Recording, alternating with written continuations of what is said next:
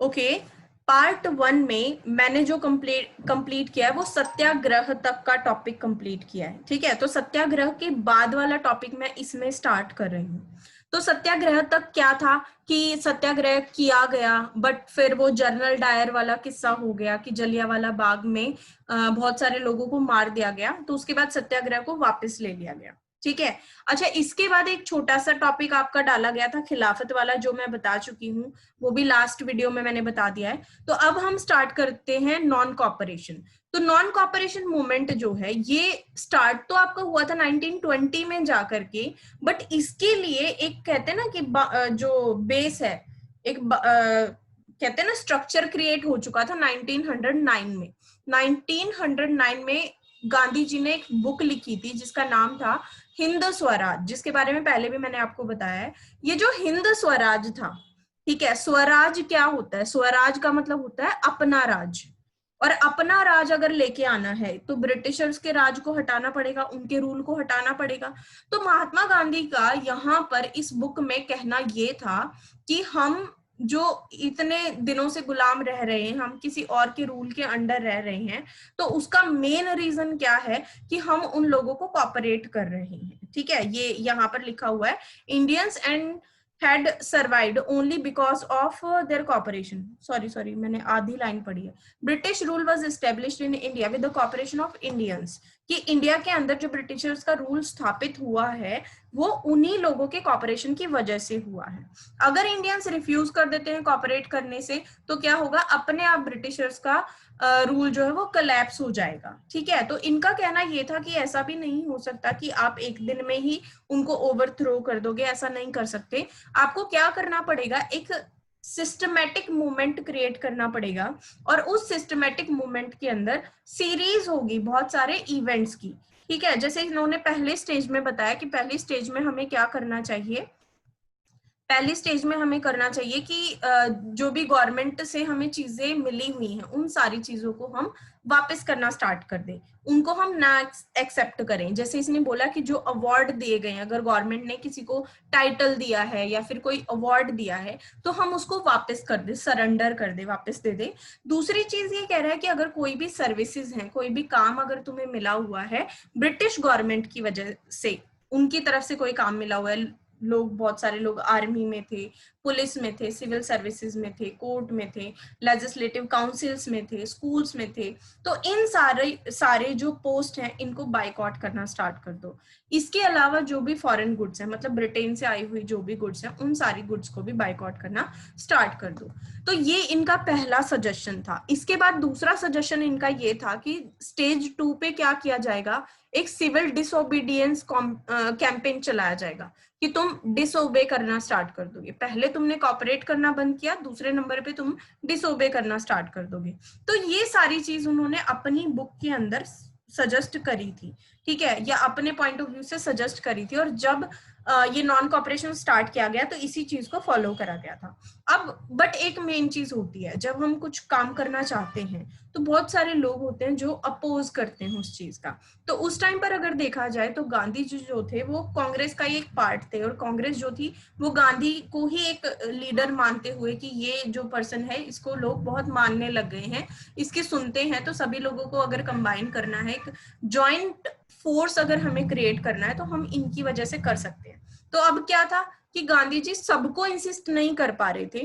कुछ लोग ऐसे थे जो इलेक्शंस की वजह से, जो आगे आने वाले इलेक्शंस थे उनकी वजह से काउंसिल्स को नहीं छोड़ना चाहते थे, क्योंकि उनका मानना ये था कि अगर हमने ऐसा किया तो इसका बहुत नेगेटिव इम्पैक्ट पड़ सकता है। जैसे जलियांवाला बाग में वायलेंस हुई, ऐसे ही और भी वायलेंस हो सकती है, तो उनका मानना ये था। बट होता है कि एंड में जाके जब दो पार्टी हो जाती हैं कि एक कुछ कह रहा है दूसरा कुछ कह रहा है, तो फाइनली हमें क्या करना पड़ता है, कॉम्प्रोमाइज करना पड़ता है। तो एक कॉम्प्रोमाइज हुआ था दिसंबर 1920 में, जो कि नागपुर में हुआ था, नागपुर कांग्रेस सेशन में हुआ था। तो वहां पर क्या किया गया, ये नॉन कॉपरेशन प्रोग्राम जो है इसको अडॉप्ट किया गया, फिर 1921 में इसको अच्छे तरीके से इम्प्लीमेंट किया गया था, जो आप आगे पढ़ोगे। तो ये जस्ट एक बेस बता रहे हैं, इस पूरे पेज में आपको बेस बताया कि किस किस तरीके से नॉन कॉपरेशन मूवमेंट के लिए बेस क्रिएट हुआ था। ठीक है, इसके बाद आ जाते हैं, नॉन कॉपरेशन मूवमेंट को अच्छे तरीके से पढ़ लेते हैं। इसमें जैसे आपको स्टार्टिंग में बता रहे द नॉन कॉपरेशन खिलाफत मूवमेंट बिगिन इन जनवरी 1921। इसमें खिलाफत मूवमेंट इसलिए लिखा गया क्योंकि भाई वो खिलाफत मूवमेंट वाला सत्याग्रह खिलाफत जो बोल रहे थे हम कि मुस्लिम्स को भी हमने अपने साथ ले लिया, तो इस रीजन से कि उनका भी हमारे साथ पूरा पार्टिसिपेशन रहे, वो लोग भी हमारे साथ इक्वली पार्टिसिपेट करें, तो इसके लिए नॉन कॉपरेशन खिलाफत मूवमेंट इसका नाम रखा गया था।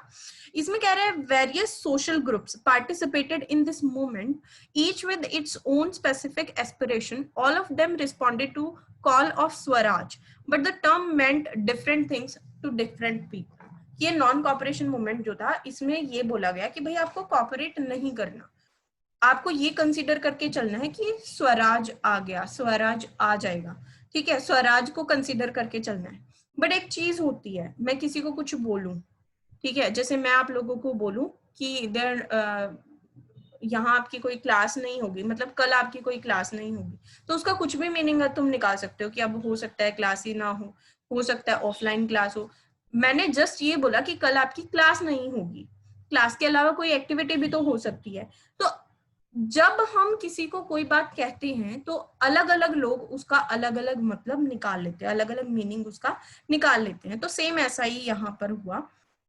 तो इसने मोमेंट इन टाउन्स में ये सारा सब कुछ बताया हुआ है कि किस तरीके से अलग अलग जगह पर स्वराज का मतलब अलग अलग लिया गया था, जिसकी वजह से काफी कंफ्यूजन की सिचुएशन क्रिएट हो गई और ये मूवमेंट भी धीरे धीरे फेल हो गया, तो वो आपको पता चलेगा।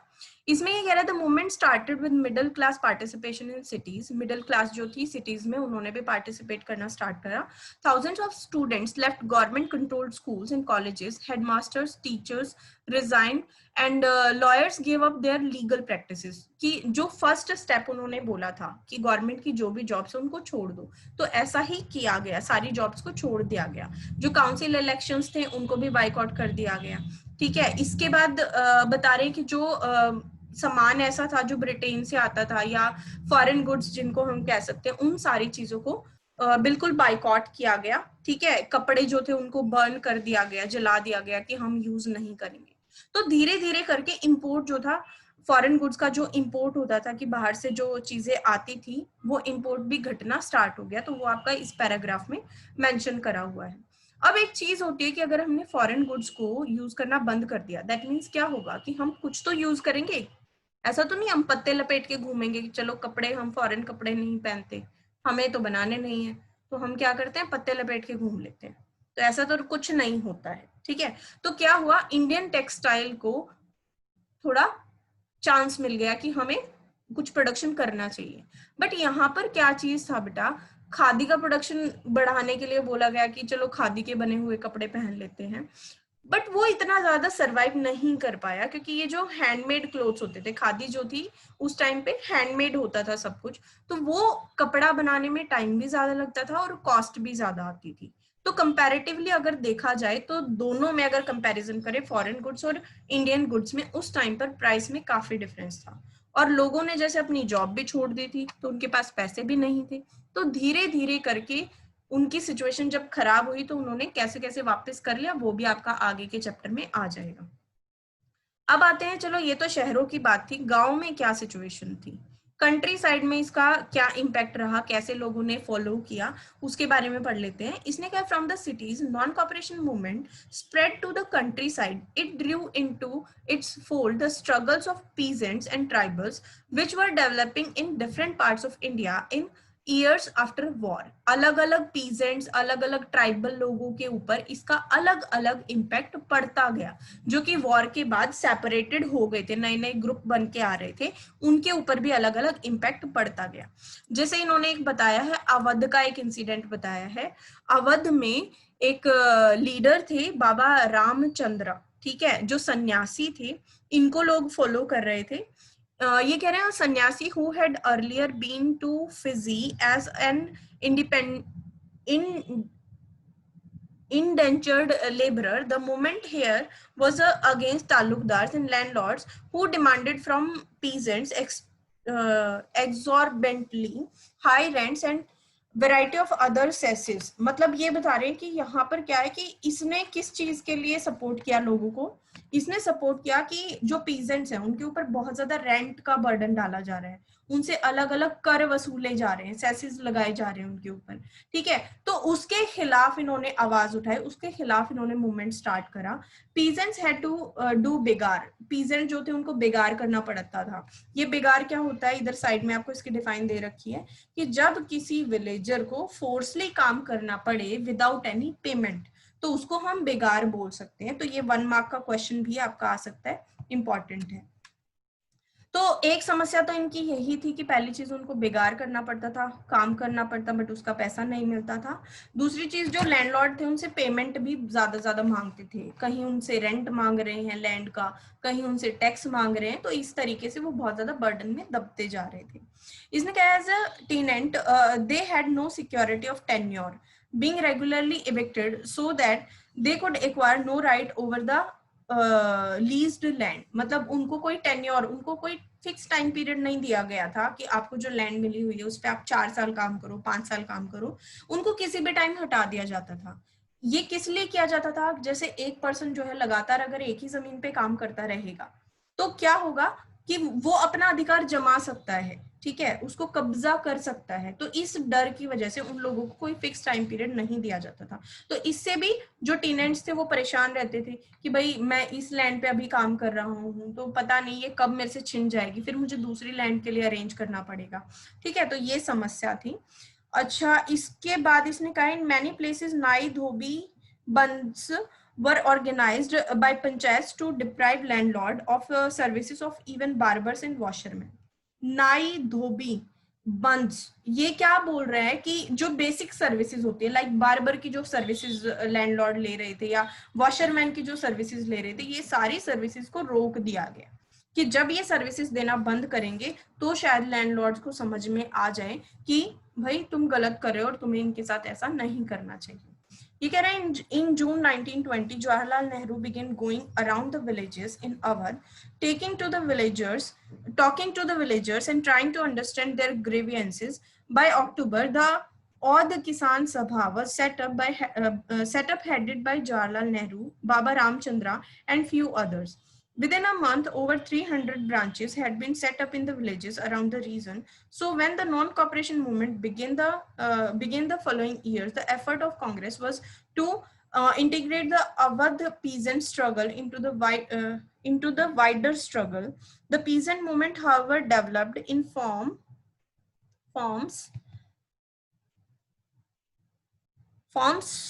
that the Congress leadership was unhappy with. ठीक है, कि उधर से जवाहरलाल नेहरू जो इनको कंबाइन करने का काम कर रहे थे, जो कोशिश कर रहे थे, बट फिर जब वो मूवमेंट स्टार्ट हुआ तो उस मूवमेंट में जिस तरीके का इंटीग्रेशन होना स्टार्ट हुआ, लोगों ने जिस तरीके से अपने ग्रुप बनाने स्टार्ट करे, तो कांग्रेस लीडरशिप जो थी वो उससे हैप्पी नहीं थी, खुश नहीं थी। As the movement spread in 1921, the houses of taluqdar and merchants were attacked. Finally क्या हुआ 1921 में, जो ताल्लुकदार थे यानी बड़े किसान, अमीर किसान थे या फिर मर्चेंट्स थे, उन लोगों के घरों को जला दिया गया, उन लोगों पे हमला करा गया, उनके जो ग्रेन्स थे उनको लूट लिया गया, ठीक है। तो ये सारी सिचुएशंस क्रिएट होनी स्टार्ट हो गई थी। In many places local leaders told peasant that Gandhi had declared that no taxes were to be paid and land was to be redistributed among the poor. The name of the Mahatma Gandhi was being invoked to sanction all actions inspirations, कि महात्मा गांधी ने ये बोल दिया कि हमें स्वराज लेके आना है, ठीक है, हमें स्वराज लेके आना है और स्वराज आ गया है। इन दोनों सेंटेंसेस में डिफरेंस होता है। गांधी ने बोला कि हमें स्वराज लेके आना है, बट लोगों ने इंटरप्रेट क्या किया कि स्वराज आ गया है, कोई टैक्स देने की जरूरत नहीं है, किसी पे भी तुम हमला कर सकते हो, मतलब तुम्हारा अपना राज है। अब उसमें क्या हुआ, जितने गलत काम हुए या जितने सही काम हुए, सबका इल्जाम लगा महात्मा गांधी पे कि उसने बोला है स्वराज आ गया, ठीक है। तो कुछ ऐसी सिचुएशन स्टार्ट हुई। इसके बाद ये बता रहा है ट्राइबल पीजेंट्स के बारे में। Tribal peasants interpreted the message of Mahatma Gandhi and idea of Swaraj in yet another way. जो ट्राइबल लोग थे उन्होंने और थोड़े अलग तरीके से लिया। The Guddam Hills of Andhra Pradesh, for instance, a militant guerrilla movement spread in early 1920s. Not a form of struggle that Congress could approve. Here, as in other forest regions, the colonial government had closed large forest area preventing people from entering the forest to graze their cattle.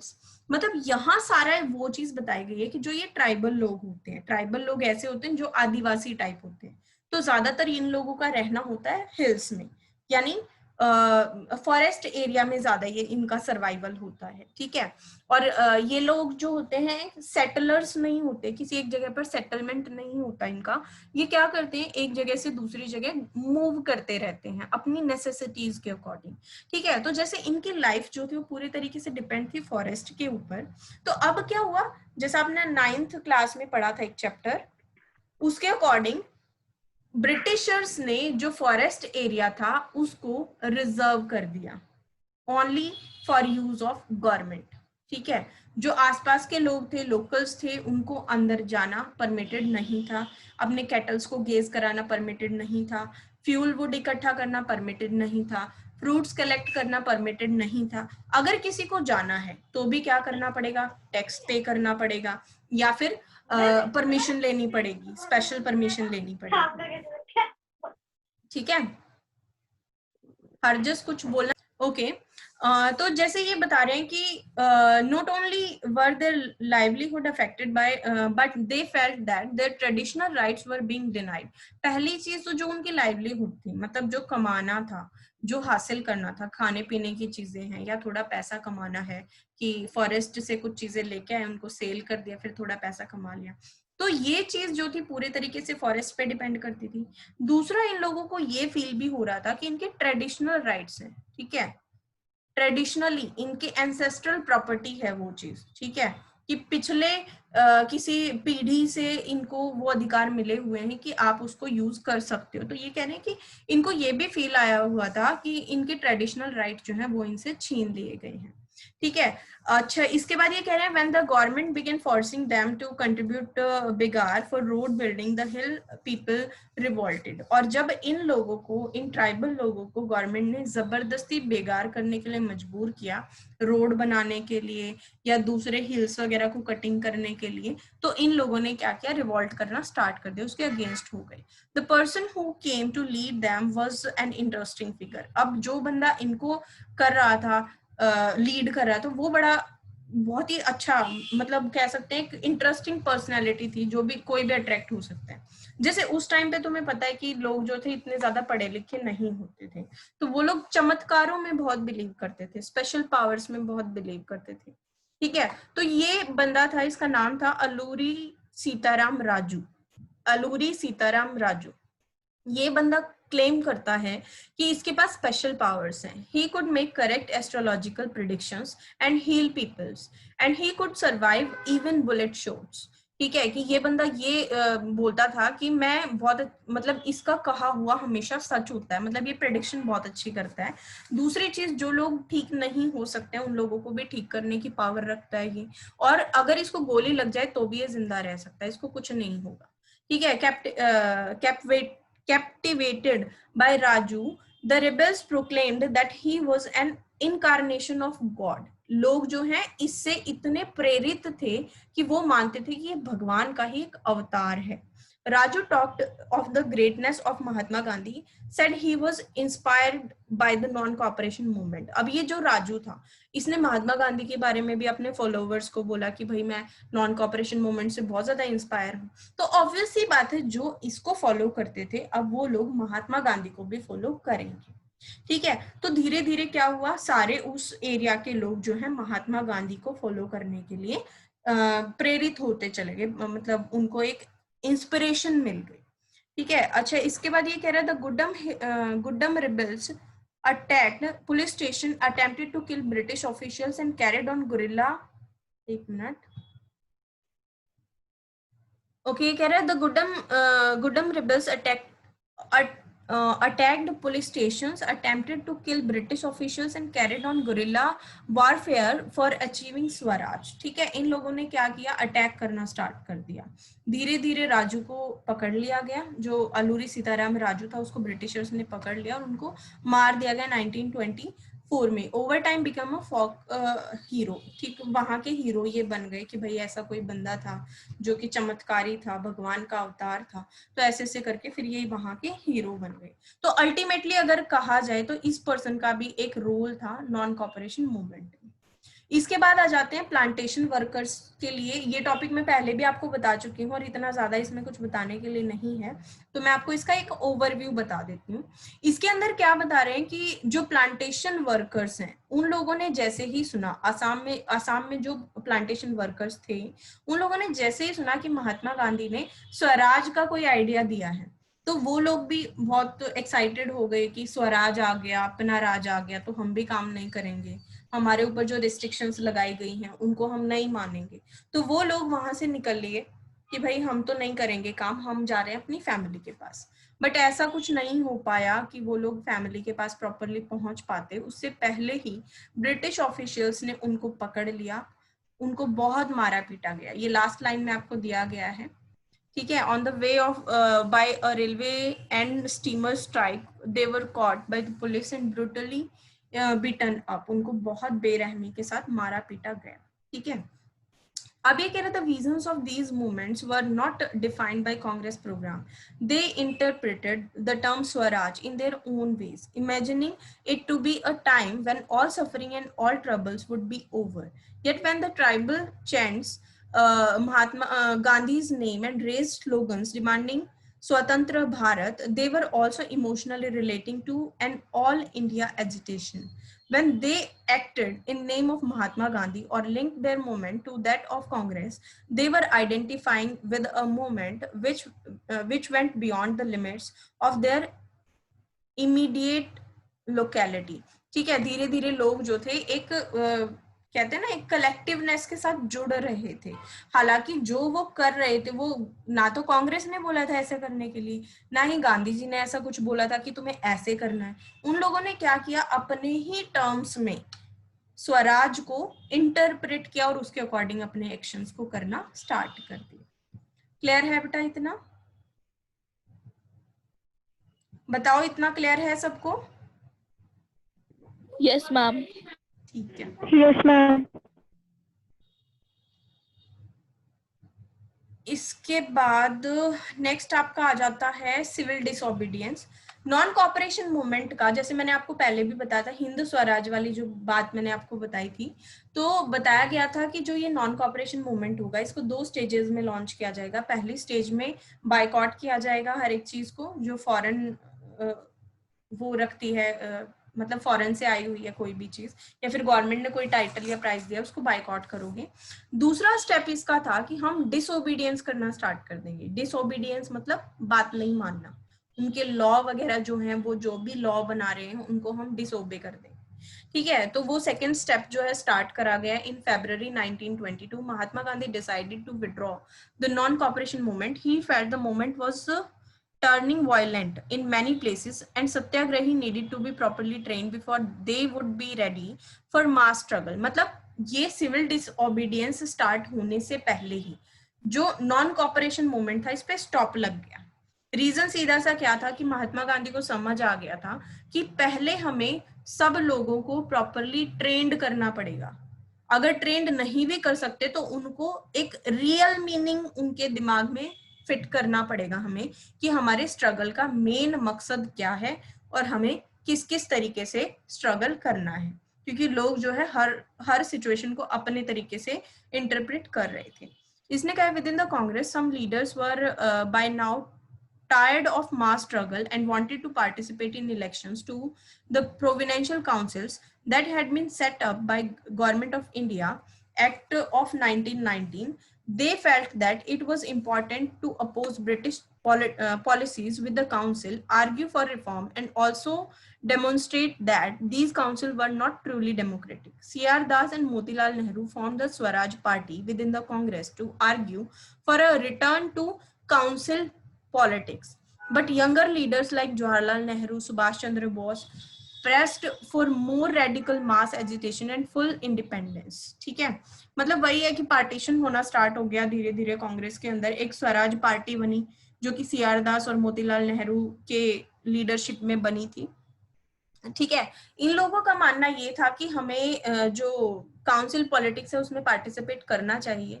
अगर हम politics में आ जाएंगे तो हम Britishers के द्वारा बनाई जाने वाली पॉलिसीज का विरोध कर सकते हैं, उनको बता सकते हैं कि आप डेमोक्रेटिकली काम नहीं कर रहे हो। ठीक है। अच्छा, कुछ एक लीडर्स ऐसे थे जो पूरे तरीके से फुल इंडिपेंडेंस चाहते थे, जैसे जवाहरलाल नेहरू है और सुभाष चंद्र बोस हैं, ये पूरे तरीके से इंडिपेंडेंस चाहते थे। आगे कह रहे हैं, in case a situation of internal debate and dissensions, two factors again shaped Indian politics towards the late 1920s. The first was effect of worldwide economic depression. Agricultural prices began to fall from 1926 and collapsed after 1930 as the demand for agricultural goods fell and exports declined. Peasants found it difficult to sell their harvest and pay their revenue. By 1930s, the countryside was in turmoil. ठीक है, की situation, great depression की समस्या आई। आपको पता है great depression क्या समस्या थी, पूरे वर्ल्ड में डिप्रेशन हो गया था, प्राइसेस जो थे डाउनवर्ड जाने स्टार्ट हो गए थे, तो जो एग्रीकल्चरल प्रोडक्ट थे उनके भी प्राइसेस बहुत डाउन चले गए थे।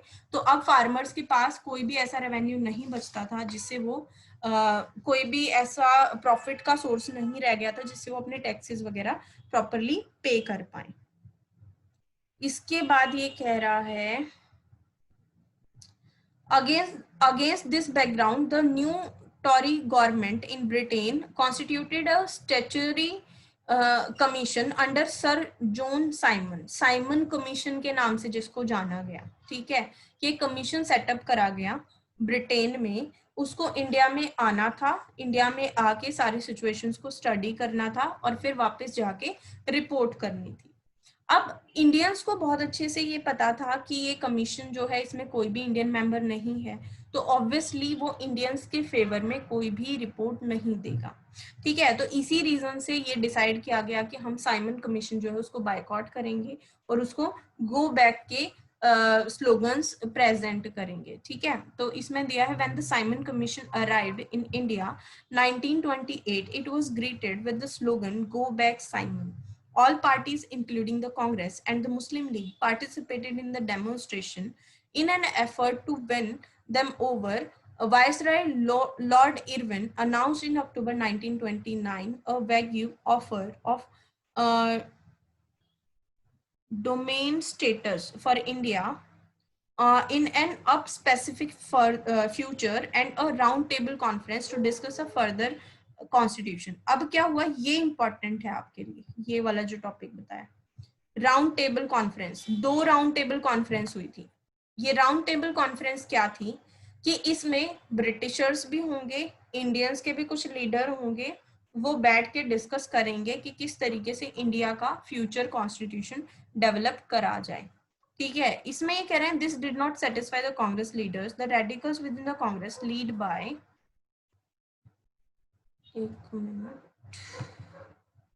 led by Jawaharlal Nehru and Subhash Chandra Bose, became more assertive.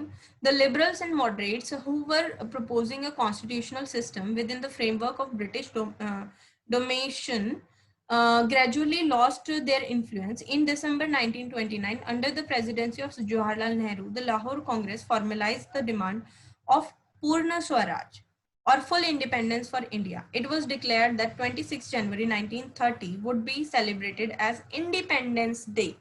यहाँ पर ध्यान देने वाली बात है, आप मुझे ये बताओ 26 जनवरी को हम क्या सेलिब्रेट करते हैं? What we celebrate? Republic day. तो यहाँ तो ये कह रहा है इंडिपेंडेंस डे सेलिब्रेट करा गया था, ऐसा क्यों? मैम उस टाइम पे पहले होता था, मैम वो 1930 लिखा है, बोला था उन्होंने, लेकिन उन्हें फिर भी फुल इंडिपेंडेंस तब मिली नहीं थी। यस, एक्चुअली क्या सिचुएशन हुआ था, जैसे आगे के उसमें बताएगा आपको टॉपिक में, इसमें क्या हुआ था, एक इंसिडेंट है मैं आपको बताती हूँ। जैसे इन लोगों ने ब्रिटिशर्स को पूरे तरीके से ये दिखाने की कोशिश करी कि जो भी आप कहना चाह रहे हो कि हम आप लोगों को, जैसे ब्रिटिशर्स का क्या था कि उनको समझ आ रहा था कि अब आपके हाथ से धीरे धीरे जो इनका रूल है वो छूटता जा रहा है। ठीक है, सब खत्म होता जा रहा है, इतना समझ आ रहा था। अब वो क्या चाहते थे, वो कॉम्प्रोमाइज करना चाहते थे, बट वो पूरे तरीके से कॉम्प्रोमाइज भी नहीं करना चाहते थे। वो ये चाहते थे कि थोड़ा बहुत इंडियन लीडर्स को भी पार्टिसिपेट कराया जाए और मेन डिसीजन जो रहे वो ब्रिटिशर्स के ही रहे, ठीक है। तो वो उनको किसी ना किसी तरीके से बाउंड करके रखना चाह रहे थे। बट जो कुछ एक ऐसे नेता थे लाइक जवाहरलाल नेहरू है या सुभाष चंद्र बोस है, आपकी बुक के अकॉर्डिंग अगर देखें, ठीक है, तो ये लोग नहीं चाहते थे कि भाई हमें नहीं चाहिए तुम्हारी दी हुई भीख, हमें क्या चाहिए, हमें पूर्ण स्वराज चाहिए, हमें पूरे तरीके से इंडिपेंडेंस चाहिए, तुम जाओ यहाँ से, ठीक है। तो अब इसी चीज को डिक्लेयर करने के लिए, लोगों को ये फील कराने के लिए कि हमें फुल इंडिपेंडेंस चाहिए, 26 जनवरी 1930, 26 जनवरी 1930 को इंडिपेंडेंस डे सेलिब्रेट करा गया, ठीक है। फ्लैग भी लहराया गया, बट उसमें ज्यादा रिस्पॉन्स नहीं मिला, ठीक है, उसमें ज्यादा रिस्पॉन्स नहीं मिला। फिर फाइनली जाकर के किस तरीके से 26 जनवरी को रिपब्लिक डे कैसे कैसे बनाया गया, वो भी आपका आगे आएगा इस चैप्टर में। चलो मीटिंग एंड होने वाली है, आप लोग रीजॉइन करो, उसके बाद स्टार्ट करते हैं।